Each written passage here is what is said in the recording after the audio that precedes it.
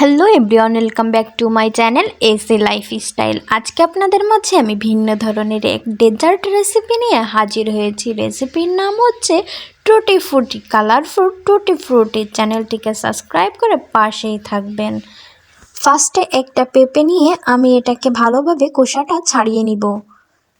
দেখতেই পাচ্ছেন কতটা সুন্দরভাবে খোসা ছাড়ানো হয়ে গেছে। এখন চাকুর সাহায্যে পেঁপেটাকে আলাদা করে এর ভিতর থেকে সব বিচি ফেলে দিব। দেওয়ার পরে চাকু দিয়ে আবারই পেঁপেটাকে কুচি কুচি করে নিতে হবে। দেখতেই পাচ্ছেন কত সুন্দরভাবে পরিষ্কার করে আমি এটাকে কুচি কুচি করে নিচ্ছি। দেখুন এরকম কুচি কুচি করে নিতে হবে। সব যখন কুচি কুচি করা হয়ে যাবে তখন একটা প্যান বসিয়ে গ্যাসের ফ্লেম হাইতে দিয়ে এটাকে জাল করে নিতে হবে। এখন এটাকে জাল করে আমি সিদ্ধ করে নিয়েছি, দেখতেই পাচ্ছেন। এখন চালনির সাহায্যে এর পানি ছেঁকে নিতে হবে। আলাদা একটা প্যান নিয়ে এখানে 1 বাটি চিনি, 1 কাপ পানি ভালোভাবে মিক্স করে এটাকে জ্বালিয়ে পানি চিনিকে একসাথে মিশিয়ে এটাকে ভালোভাবে ক্যারামেলের মতো বানিয়ে নিতে হবে। এখন ঝরিয়ে রাখা পেঁপেটাকে এই ক্যারামেলের ভিতর দিয়ে ভালোভাবে জাল করে নিতে হবে।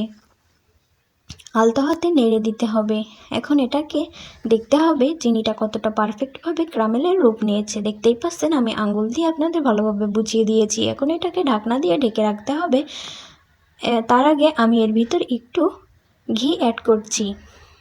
ঘিটা দিলে আলাদা একটা ফ্লেভার আসবে। এখন দেখতেই পাচ্ছেন ঢেকে দিয়ে কিছুক্ষণ পরে নামিয়ে নিয়েছি। এখন বাটিতে করে বিভিন্ন ফুড কালার এখানে আমি অ্যাড করে দিচ্ছি। একটা অরেঞ্জ কালার, একটা রেড কালার আর একটা গ্রিন কালার। এখন সবগুলো কালার আমি অ্যাড করে এগুলোকে ভালোভাবে মিক্স করে দেখতেই পাচ্ছেন এটাকে 12 ঘন্টা পর আমি আপনাদের সামনে নিয়ে আসলাম। এখন এটাকে আমি একটা টিস্যু পেপার বসিয়ে তার উপর দিয়ে রাখবো। এটাকে শুকানোর জন্য রাখতে হবে। দেখতেই পাচ্ছেন পানিগুলো কতটা টেনে নিয়েছে। এখন এটাকে ভালোভাবে মুছে নিয়ে আপনাদের আমি দেখাচ্ছি। দেখেন এই যে এটা অরেঞ্জ কালার, এটা গ্রিন কালার, এটা রেড কালার, এগুলো একসাথে মিশিয়ে নিতে হবে। এখন দেখতেই পাচ্ছেন কতটা পারফেক্ট টুটি ফ্রুটি রেডি হয়ে গেছে। এগুলো বাচ্চাদের যেমন পছন্দ হবে আপনারও তেমন পছন্দ হবে। চ্যানেলটিকে সাবস্ক্রাইব করে পাশেই থাকবেন। কমেন্ট করে জানাতে ভুলবেন না বন্ধুরা টুটি ফ্রুটির রেসিপি আপনাদের কাছে কেমন লাগলো। আর অবশ্যই বাসায় একবার হলেও ট্রাই করবেন।